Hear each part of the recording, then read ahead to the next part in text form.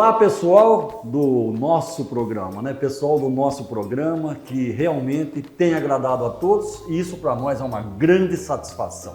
Costumes e tradições novamente aqui na cozinha do Portal RC1, trazendo para você sempre personagens marcantes com histórias de vida, né? Enfim, trazendo depois também uma culinária específica da história de vida dessa pessoa e do meu lado, a minha grande amiga Tamires Teles. Seja bem-vinda, Tamires, e aí? Oi, Raul, tudo bem? Olá, pessoal! Como meu amigo Raul acabou de falar, estamos iniciando mais um programa Costumes e Tradições.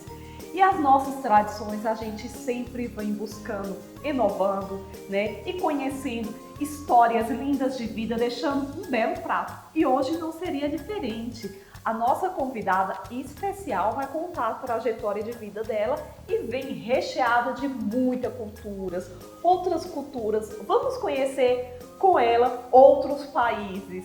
Com vocês, Lívia de Carvalho. Olá, Lívia. Seja bem-vinda. Tudo bem, certo, Lívia? Tudo bem? Seja certo. bem-vinda ao programa, viu? Obrigada. Faz favor. Lívia, eu queria que você falasse para os nossos telespectadores quem é a Lívia, de onde vem. Bom, eu sou de São José dos Campos. A Lívia é uma pessoa muito comunicativa, meio maluca, que se atira em tudo. Eu venho de uma família que eu sou a mais nova de 2 irmãos, né? E eu acho que hoje eu sou uma pessoa assim que gosta sempre de experimentar coisas diferentes, assim, de estar sempre saindo da rotina. Essa sou eu. Lívia, eu queria que você falasse um pouco sua profissão, que você se formou, suas formações.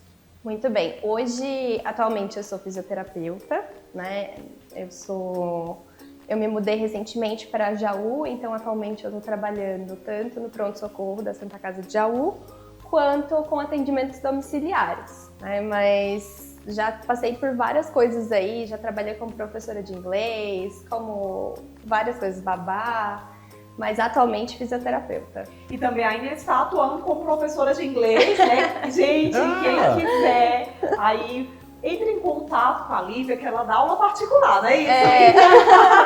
Ainda estamos aí com algumas aulinhas também. Algumas aulinhas. Não pode deixar de praticar. E como a Lívia disse, né? Tem pessoas que têm a aura da comunicação, Sim. da simpatia, né? Então ela chegou já expansiva realmente, eclética, ela fala tudo, ela pessoa agradável, isso é importante, a gente percebe no olhar dela, na maneira de se comunicar. Você disse aí de escola, o seu começo de carreira e tal, mas teve intercâmbios nessa sua vida também. Teve sim. Eu, com 17 anos, né, passei no vestibular e fui direto para a faculdade. Na época eu cursava terapia ocupacional na Unifesp em Santos e cursei 3 anos. Quando eu já estava no 4º ano, surgiu a oportunidade de fazer um intercâmbio. Eu sempre tive o sonho de fazer intercâmbio e na época era um intercâmbio que era mais acessível e que os pré-requisitos batiam com tudo que eu já tinha vivido, né? Então, meus pais sempre me incentivaram desde pré-adolescente a trabalhar no sentido de ter meu próprio dinheiro. Então, eu trabalhava em buffet infantil, cuidava de crianças, né? Tipo, quando eu tava ali adolescente, uns 15, 16 anos, cuida da filha de não sei quem. E aí, na própria faculdade que eu tava cursando, já fazia parte de projetos com crianças também. E aí surgiu essa oportunidade de morar fora. Então eu decidi fazer o programa de au pair nos Estados Unidos, onde eu fiquei 2 anos, né? Eu morava com uma família, trabalhava como babá e estava imersa na cultura daquela família. Eu tive experiência com 2 famílias diferentes, né? Por 1 ano com cada. E ali eu também tive a oportunidade de fazer cursos que também estavam inclusos nesse programa. Viajar bastante. No 2º ano também fiz outros tipos de serviço ali, né? E aí depois eu posso contar por quê, ou porque também como funciona esse intercâmbio. E aí quando eu voltei, pra minha cidade, né? Foi também um grande baque, né? Imagina, você sai de casa adolescente, Claro. não vai. Queira ou não queira, é traumático, né? Toda mudança é traumática, e né? aí você sai de casa adolescente e depois de mais de 5 anos você volta a morar com seus pais, assim. Eu tava, ai meu Deus do céu. E aí depois, aí eu cheguei no Brasil, tinha até o intuito de voltar pra lá, mas tinha vários empecilhos, né, financeiros, enfim. E aí optei por ficar na minha cidade, fui morar sozinha, trabalhava como professora de inglês para pagar minha faculdade e aí com isso me formei fisioterapeuta. E aí esses 2 anos que eu morei nos Estados Unidos foram super enriquecedores culturalmente, né? Que legal quando ela fala isso, né, Tamires? Ela começa a contar e fala com orgulho. Fui até ser babá. O que é quando a pessoa quer algo, né? Hoje formada, trabalhando, né? Daqui uns dias com o próprio negócio dela. Por quê? Resiliência, né? Centrada naquilo que quer, né? Isso é importante. O bom profissional, ele tem essa raiz, né? Esse percurso na vida, né? É verdade. Olivia, eu queria que você falasse um pouco sobre esse intercâmbio, porque eu acredito que grandes jovens têm sonhos e isso que motiva, né, o dia a dia, que motiva a alma é sonhar. E assim, eu acredito que boa parte, às vezes, por não conhecer, vê esse obstáculo. Nossa, eu irei para os Estados Unidos, para Nova York, mas como eu não tenho dinheiro? Porque isso hoje é um grande empecilho para a realidade, né? Sim. Que a gente vive. Nossa, eu vou morar, eu vou me sustentar com o quê? Lá não conheço ninguém. Como foi para você essa chave? Essa virada de chave, né? Assim, como eu falei, eu sempre tive vontade de morar fora. Então eu pesquisei muito sobre todos os programas de intercâmbio.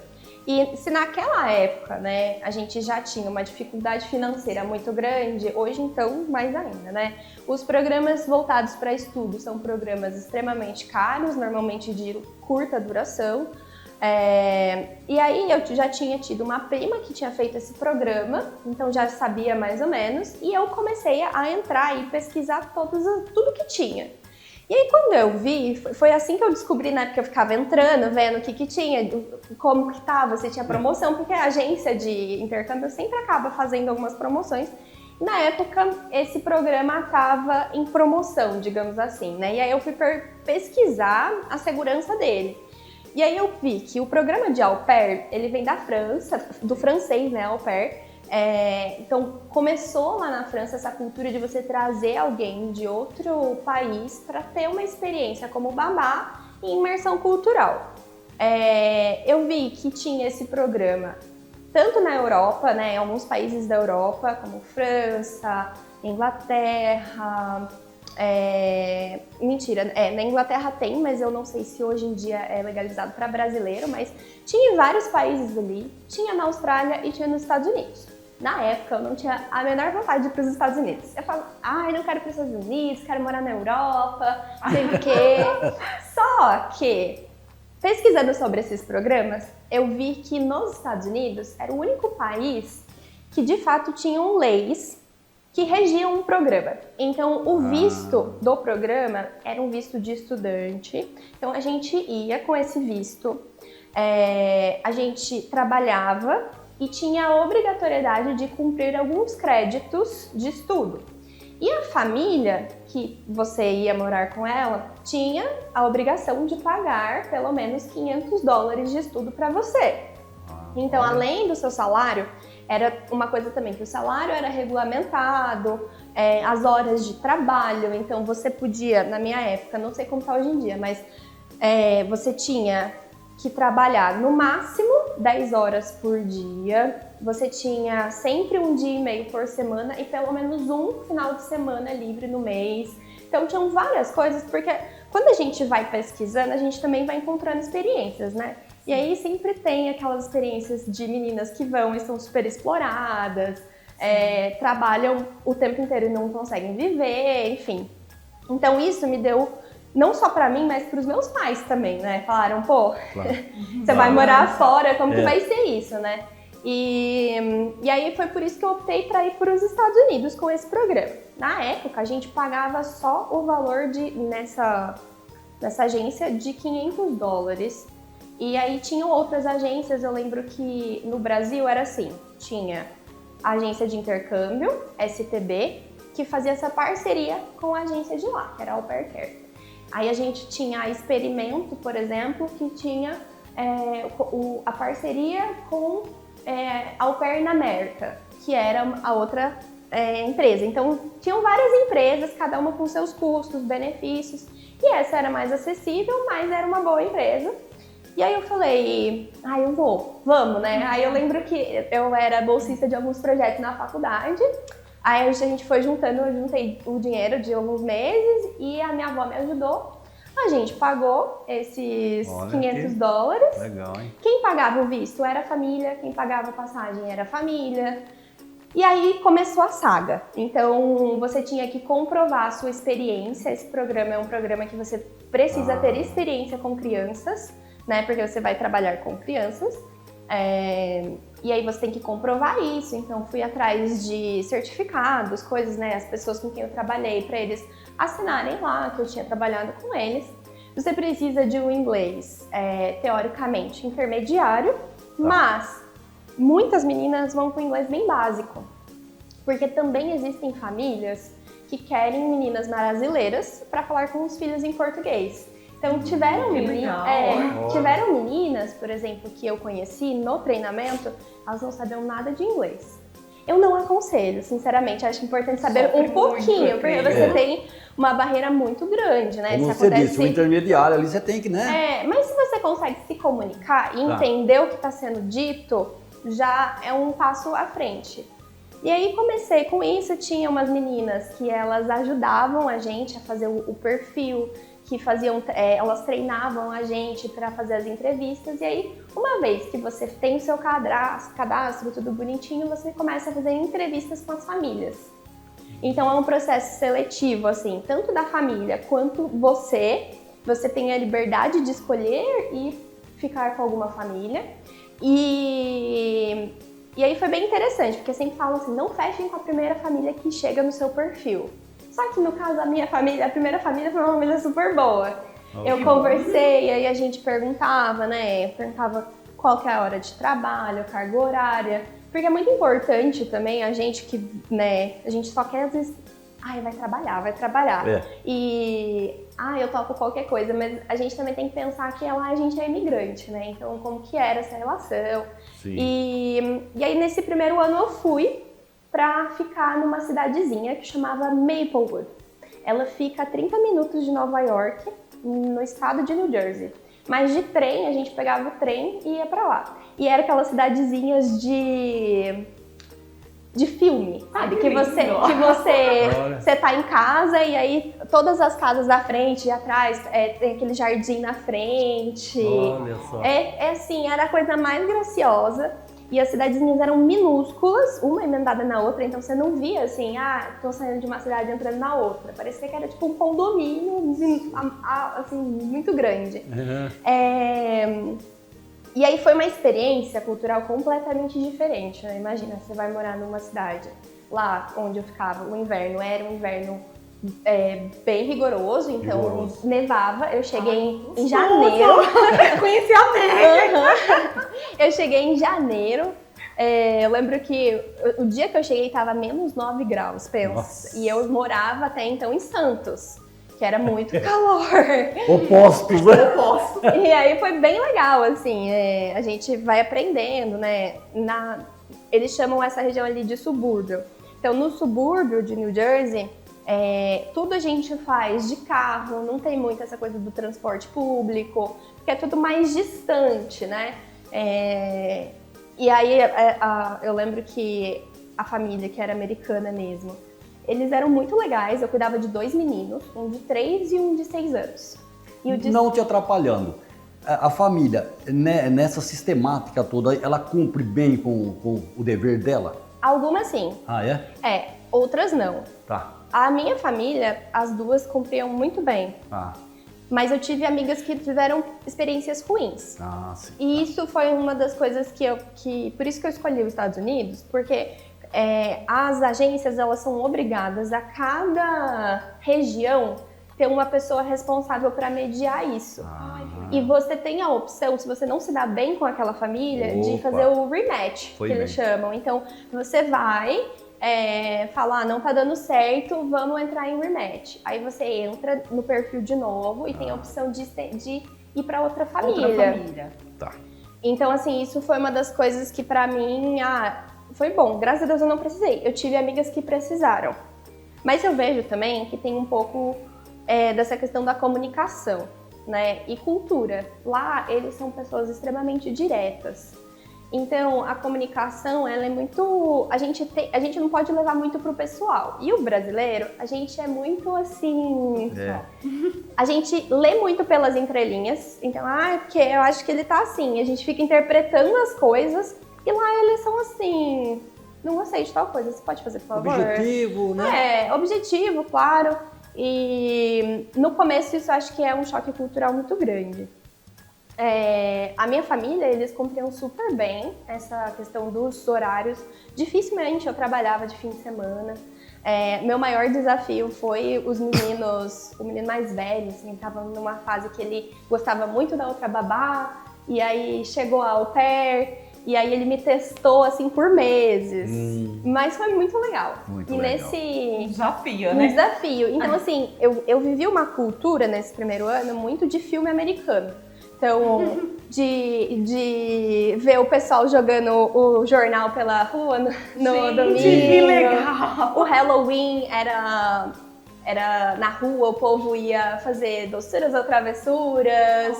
Eles, principalmente no Halloween e no Natal, eles enfeitavam, assim, as casas, os jardins, assim, a gente saía pra cá vendo, sabe? Era muito, muito legal. E assim... Era uma coisa que eu achei muito interessante, que, por exemplo, a gente tem essa cultura de ir na casa dos outros e ficar um tempão conversando. Vizinhos. Churrasco, a primeira vez que eu fui no churrasco. Porque a gente ia fazer churrasco na casa do vizinho, não sei o que. Aí a gente chegou lá no churrasco. Durou 2 horas o churrasco.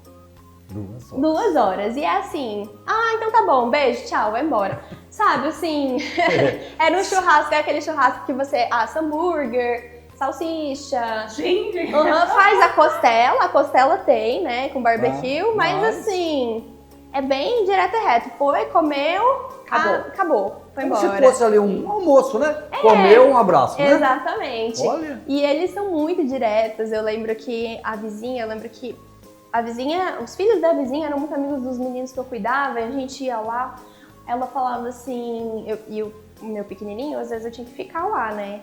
Aí ela falava assim, se você quiser ir embora pra casa pra você comer, eu olho ele, aí você pode voltar daqui a pouco. E aí a primeira vez que aconteceu isso, eu falei assim, caraca, no Brasil é assim, senta aqui, vamos comer, vamos conversar, né? Lá não, é assim, você vai, come o seu, depois você volta. E pra eles é normal, não é falta de educação, ela não tá sendo ruim. É a cultura deles, é a cultura. E aí eu aproveitei para viajar bastante, porque lá é um saláriozinho semanal. Não é muito dinheiro, mas como você não tem gastos com moradia e tudo mais, você consegue fazer alguma coisa. Então eu aproveitei para viajar bastante. Olivia, mas assim, o muito interessante da sua história, da sua trajetória, é que assim, além de fé, que eu acredito que você tem muito, você é muito corajosa de se jogar. Porque hoje em dia, aqui, a gente acaba, no Brasil, é cultural, houve tantas tragédias que a gente perde um pouco a confiança. A confiança no próximo, a confiança de se hospedar numa casa de quem não conhece, de ir para outro país. Tem que ter coragem. Eu falo que isso não é para todo mundo, que não é todo mundo que tem essa coragem de se aventurar, de conhecer e confiar no próximo, no próximo, confiar na outra pessoa, acreditar que ela vai te acolher, que ela vai ser receptiva. E eu sempre falo assim, o mundo é o que a gente é. Sim. Se a gente é desconfiado, se a gente é um pouco agressivo, o mundo te dá isso de volta. Com certeza. Então isso mostra muito de você, que você é essa pessoa acolhedora. Então você no seu caminho, você vai encontrar pessoas assim. Com certeza. Eu até acho, você foi bem, eu até acho o seguinte, é uma brasileira que do sonho a realidade, mas buscou a realidade, né? Ela não é sonhar só, né? É você caminhar ali buscando com o trabalho, né? Bem, Lívia, somado tudo isso, Brasil, né? Vindo para cá, como se deu essa chegada em Jaú? A chegada em Jaú se deu porque eu eu sou casada, né? Sim. Já tô quase 6 anos com a minha esposa e ela é médica e ela passou Também em Jaú? Também. Também. Aí ela que passou na residência médica Opa, aqui legal. em Jaú. E aí a gente falou, vamos, né? Porque é uma oportunidade que ela precisa. Eu sempre, quando eu precisei focar na minha parte profissional, ela foi, me deu todo o apoio. Eu falei assim, então é minha vez agora, né? Fechei minha clínica, eu já tava com uma clínica lá. Tava trabalhando também em uma outra clínica, então a gente fechou tudo. Pegou os nossos 4 gatos e falou, vamos. E foi assim, juro por Deus, o resultado saiu 2 semanas antes dela começar na residência aqui. Então foi desesperador. A gente teve que vir achar uma casa do nada, se estabilizar. E aí eu falei, Jesus amado. E todo mundo falou assim, mas você vai? Como você vai? Você não tem emprego, não sei o que. Eu falei assim, olha, sem emprego eu não fico. Eu não vou ficar, eu tenho fé. Eu me viro. Sabe quando você vai sentindo que as coisas vão dando certo? E eu falei, eu já mudei tantas vezes. Isso. Tipo, perrengue a gente passa, mas a gente tem que saber resolver isso. E a sua experiência lá atrás te levou a pensar assim também, né? E eu acho que é uma coisa assim, meus pais sempre incentivaram muito a gente ser independente. Sim. E ser muito resolutivo. Resolver os problemas, né? Porque problema todo mundo tem. A gente tem que resolver e ter fé em Deus de que as coisas vão dar certo. E aí eu vim pra cá, consegui aí um emprego na Santa Casa, graças a Deus. E aí agora a gente tá se estabilizando na cidade, né? 3 meses, faz só 3 meses que a gente tá aqui, então pouco tempo. A gente tá conhecendo tudo. Tudo novo. Esse seu trabalho, eu quero que você defina ela talvez mais de uma frase. Esse seu trabalho na Santa Casa, você vê, claro, de suma importância? Com certeza, Isso, com tá. certeza. As pessoas, uma coisa que as pessoas não sabem, não veem, Isso. é realmente a qualificação do profissional fisioterapeuta no ambiente hospitalar e principalmente da importância dele, né? Perfeito. As pessoas acham que o fisioterapeuta é só aquela pessoa que vai fazer exercício com você Isso. no leito. Aquela imagem totalmente E, na verdade, a gente tem... muito mais profundo. É muito mais profundo, é uma complexidade muito grande. Tá. Então, tanto dentro da UTI, na enfermaria, e no meu caso eu trabalho ali no pronto-socorro. Então, a gente trabalha com os casos, os distúrbios respiratórios, a gente avalia, a gente tem uma competência, a nossa formação é uma formação que tem competência para discutir o caso com o médico, né? Somos colegas, ele com todo o conhecimento que ele tem, a gente com todo o conhecimento de mecânica respiratória, também de fisiologia. Então a gente consegue ver o que é necessário ali, porque muitas vezes a gente, quanto menos, às vezes, medicação ou quanto mais a gente pode evitar que um paciente seja entubado, né? Entendi. tenha Perfeito. muitas medicações, a gente consegue. Então, Olha. essa parte de ventilação mecânica, que é os respiradores, todo mundo fala, o Covid ficou muito conhecido, né? Os respiradores, eles ficam muito com a gente que faz a parte de ventilação mecânica. E uma coisa assim que eu vejo, até aproveitando assim, né, para fazer um gancho com essa vivência cultural, é que muita gente que está no pronto-socorro muitas vezes não sabe trabalhar em equipe. E no pronto-socorro, ou no hospital no geral, acho que tudo, é muito importante a gente trabalhar e dialogar, né? Eu vejo porque os técnicos, a enfermagem, os médicos, todo mundo pode tanto ajudar muito o trabalho do outro, quanto atrapalhar, se você não souber se comunicar, assim. Então, assim, a Tami sabe o quanto, assim, o trabalho é muito fluido. Eu não sei se o paciente dela tomou tal medicação, depende um do outro, né? Fez febre. É um conjunto. Exatamente. Quanto Essa que fez. coesão é super, né? É muito importante, Muito assim. importante. E eu vejo que muita gente não sabe se comunicar ali dentro. E aí eu acho que você saber como conversar, ou às vezes até quando ficar quieto, é muito importante, né? Eu falo assim, é como um time de futebol, né? Ninguém faz para que um possa fazer um gol, tem uma equipe inteira ali, um ajudando o outro, né? Trabalho de formiguinha. Exato. Bate-papo de extrema importância, não? Sim. Aprendemos muito também, Sim, os ouvintes também, conhecemos mas deu bastante. fome. E segundo a Lívia, ela trouxe um negócio diferente, de outros ares, né? E Ela como é vem que é? de outras culturas. Ah, é? Então, Além de tudo, ela vai Exato. nos prestigiar com seu dote culinário. agora é você. Então tem muitos dotes O culinários. que você trouxe para nós aí? Wizard, que é a maior e melhor escola de idiomas. Aliás, estude na maior rede de ensinos com escolas de inglês e outros idiomas. A Wizard tem escolas no mundo todo, inclusive sempre uma bem pertinho de você. Aqui na cidade fica na Avenida Fernando Costa, número 264. O telefone para contato é o 3652-5444 e tem também o WhatsApp que é o 998 49 45 44, o Wizard. Eu trouxe pra gente fazer um prato que eu comia muito, principalmente na minha primeira família, de café da manhã. Chama French Toast. O French Toast, tradicionalmente, ele é feito com pão de brioche, mas além de a gente ter mais fácil de pegar o pão de forma, eu também tenho um afeto. Eu achei, assim, importante trazer essa questão do afeto, porque a minha família sempre fazia com pão de forma. E aí, eu acho que tem aquele gostinho de saudade, sabe? Gostinho de saudade, legal. Sim, então eu trouxe para fazer com o pão de forma por causa disso. Tá. Ele lembra uma rabanada, mas é uma rabanada sem a gente fritar no óleo que nem a gente frita. E aí é muito comum a gente comer no café da manhã com o maple syrup e aí às vezes com ovos mexidos ou com bacon. Ou até com frutas, morango, blueberry, que são frutas muito comuns lá. Mas hoje eu trouxe só ele pra gente fazer. Então, vamos à obra então. Vamos à obra. Vamos lá. Aqui, eu vou fazer 2 ovos só por... Sim. Assim, pra garantir, né? Pra garantir. A gente faz... Então são 2 ovos, né? Vamos no caso aí da sua receita. São 2 ovos. Aqui é porque a gente vai fazer mais pães, né? Mas se for poucos pães, se for, sei lá, umas 2 fatias, ou até umas 4 fatias, dá pra ser poucos pães. Dá pra ser poucos pães, poucos ovos, dá pra ser um ovo. Aí a gente precisa do leite, aí a gente coloca um copo de leite. Basicamente, assim, deveria ser 1 para 1. Então, um copo de leite para um ovo. Tá. Mas, assim, depende muito. Eu acho que aqui a quantidade do ovo não era muito grande, então não dá. Beleza.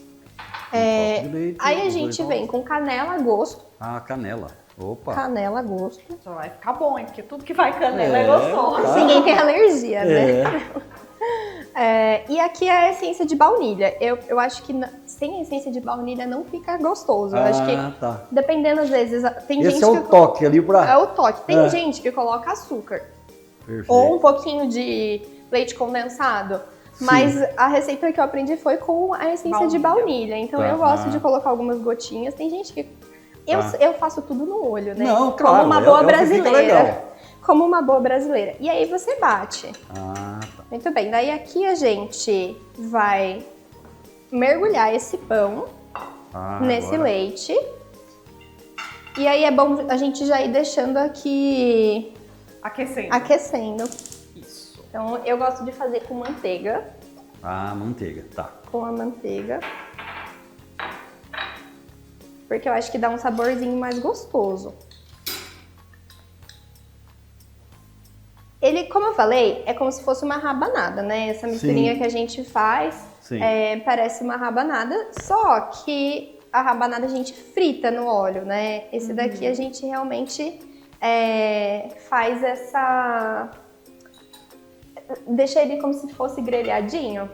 Então a gente vem, mergulha o pão.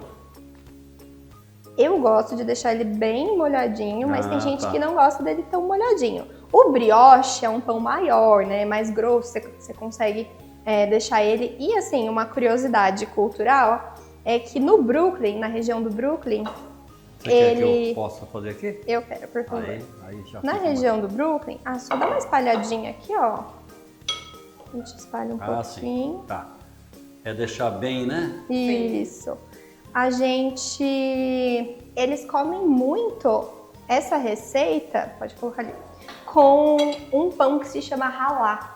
Esse pão é um pão judeu, porque na região do Brooklyn é uma região que tem bastante judeu, é uma comunidade judaica muito grande, né, e que segue às vezes um tipo de dieta que se chama kasher, né, ou kosher, como eles falam lá.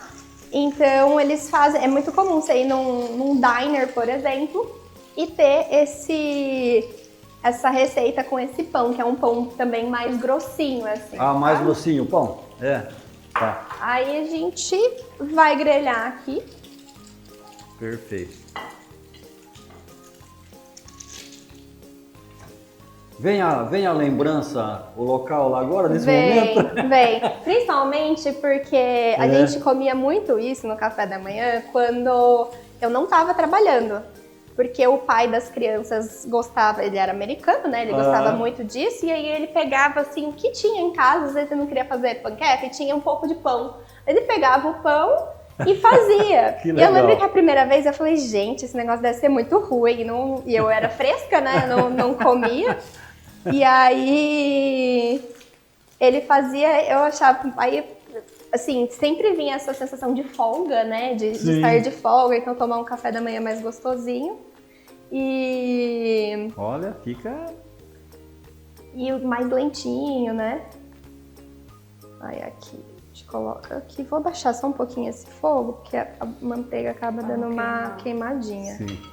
Às vezes, assim, em casa, eu gosto de colocar um fiozinho bem pequeno de azeite junto com a manteiga para não queimar a manteiga, não fica nem com gosto.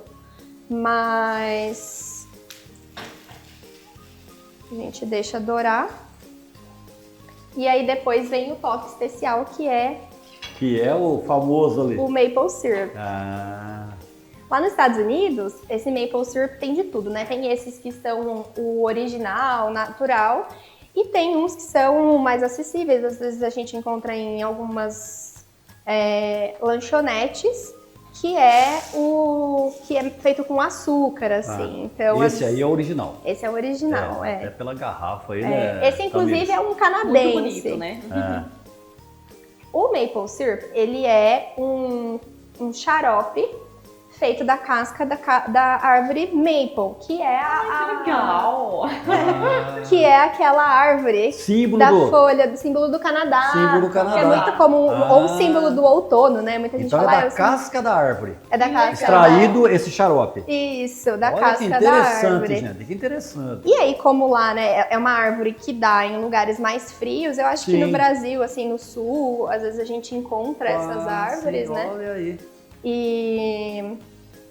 E aí é bem gostoso. Então aqui a gente vai colocar o maple syrup, que agora sim, é ele. Ele lembra, ó, ele é bem líquido, ele lembra um mel, mas não tem a mesma consistência. Mais fino, né? Mais fino, mais o gosto, até o cheiro, ó. É um cheiro diferente. Olha. Ou escuta o cheiro. Escuta o cheiro. Cheiro. Realmente. É um cheiro diferente. E aí a gente joga por cima, assim. E isso é comum lá, Muito, né? muito. Eu sou suspeita, porque eu jogo bastante. Fica um negócio chique, não, Tamires?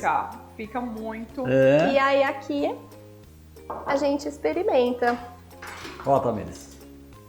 Vocês podem ser os primeiros, por favor. Agora a Tamires vai. Olha, gente, que chique fica, né? Aí aqui é muito comum eles comerem as frutas que dão bastante, né, nos lugares mais Momento frios. provação e aprovação agora, hein? Vamos Então, ele fica mais molinho, né? Fica. Pão, por conta... Porque eu também deixei ele bastante no... Mergulhou bem. Mergulhei ele bem. Exato, você mergulhou bem, voltou. Essa é a prova dos 9. Vamos ver. Muito bom. É muito bom, não é? Olha, eu vou experimentar com a sua muito própria. gostoso. Vamos lá então também, Muito né? bom mesmo. Você não vai me deixar com E vontade, parece com mel? Assim, Você acha que lembra o gosto do mel? não lembra porque ele é um pouco mais fino. Ele lembra um gosto, sabe? É um xarope. gosto. Então, mas é um gosto de xarope, mas é um gosto mais amadeirado, não. né? É muito bom mesmo. Não é? É muito Na bom minha mesmo. região, em Pernambuco, Que refeição, não? Não é? isso é conhecido como um famoso lambedor, que geralmente coisa de vô, que eles Ah. tiram das madeiras, extrai e faz isso para curar uma gripe. Olha só. Então é usado muito, Aham. mas assim, de outras madeiras, de Sim. outras árvores. Como se E fosse assim, um melaço. Isso, o melaço. Eles geralmente pegam uma erva junto com de uma madeira, extrai Aham. e faz. Mas é muito gostoso e acabou que lembrando, vai ao tempo, Pra né? você, aham. É muito legal ver essa mistura de culturas, porque é isso, Sim. lembra a gente coisas que às vezes remete muito coisa de infância, Coisas de né? infância. E pra mim isso daqui me lembra, na época, me lembrava muito quando eu comia coisas, tomava café da manhã com os meus pais, então era uma refeição que tinha esse afeto, né, em volta. Claro. E também, hoje em dia, o afeto mudou, né, eu ressignifiquei, então pra mim isso daqui me dá saudade de quando Olha eu aí, morava lá. associa tudo isso. Lívia, foi um prazer imenso trazê-la no programa, viu? Pessoa extrovertida, né? Inteligente, Comunicativa. prato inovador aqui para nós, né? Sim. Olha, você sabe que aqui é a capital nacional da poesia, né? Não sabia. E todo mundo que vem ao programa, ele declama, lê uma poesia ou um poema aqui. Então eu gostaria Olha que que lindo. você escolhesse um aí. Vou escolher Qualquer uma. esse. Essa O aí? meu pai sempre gostou de fazer poesia. olha! Poeta na Que família. bacana! Não é? Eis aqui nossa singela homenagem, que não é uma sublime miragem, àqueles que aqui estão só de passagem. De Caio Rodrigues. Opa! Muito bom. Amires. Lívia, como todo final do programa, a gente sempre deixa uma mensagem positiva para os nossos telespectadores. Eu queria que você falasse, deixasse essa mensagem positiva, esse incentivo. Eu acho que, como incentivo, hoje em dia a gente está vivendo numa época cultural e social, né, econômica, de muitos empecilhos, né, muitas dificuldades, a questão, né, global, que é a economia, a questão da guerra, e a gente se vê muito desmotivado com tudo, principalmente a tentar coisas diferentes, né? A gente é muito movido pelo medo. E eu acho que a gente tem que começar a ser movido pela capacidade de resolver problemas, Opa. ser resolutivo e enfrentar esses medos, né? Pra gente conseguir cada vez mais ter experiências diferentes, não ficar só numa caixinha. Eu acho que é importante a gente sempre expandir e conhecer o mundo, né? As culturas, a cultura de Pernambuco, a cultura de Dois Córregos, Isso. e assim a gente vai tendo experiências que fazem valer a pena viver, né? Não só viver de trabalho e casa e trabalho. Perfeito.